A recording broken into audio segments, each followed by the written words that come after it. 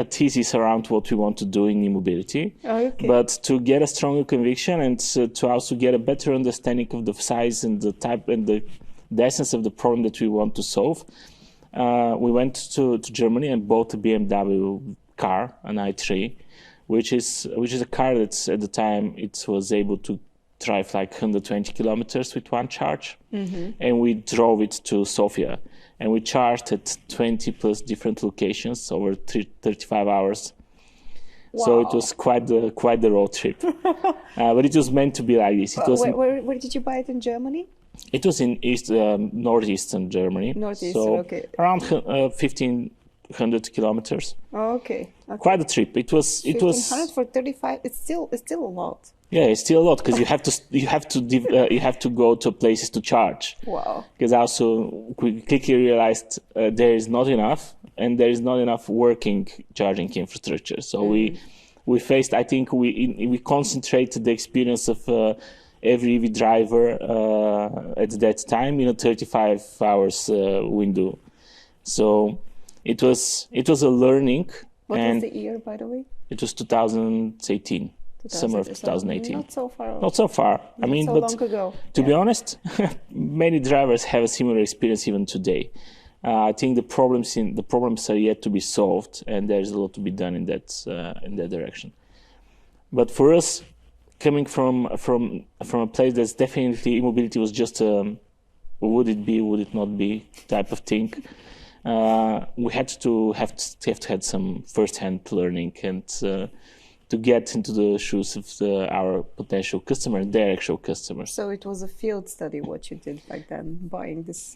It was a very amateur field study, yes. Did you have any market research, like talking to other e-car drivers on the way? We used every opportunity we had, obviously. Yeah. We also had mapped out the type of charging stations from different operators that we wanted to use, just to see the different user experience, to see what software they're using, how the user experience is for the EV driver.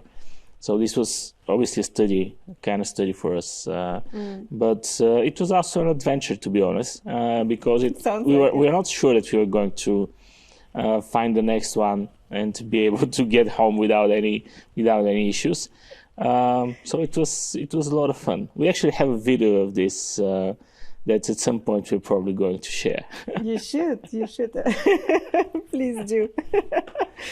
We would be happy to host it on the Recursive. Wow. Okay. So you clearly saw that there is an issue. Yeah, I think as an entrepreneur, you should aim to solve big problems. Ones that either touch a lot of people, definitely ones that when you think about your solution, the market would be big enough. If you had the ambition to create a big company, then you have to be solving big problems.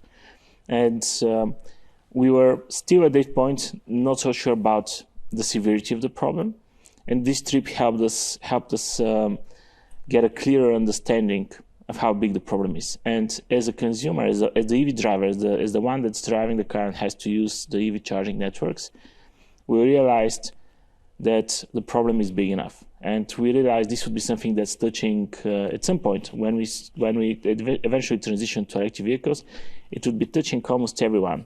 It would be something that almost everyone have to deal. Almost every business would have to deal. A lot of the businesses that have parking spaces would have to deal with this. So we were still wondering: is this a very niche thing, or is this something that actually is quite significant, quite big? And we realized it's going to be a big thing. It's going to be something that, on the surface, it sounds as a niche thing, but when you think about what it would be 10, 15 years in the future, it would be something that relates to everyone's life and to every business. Mm-hmm.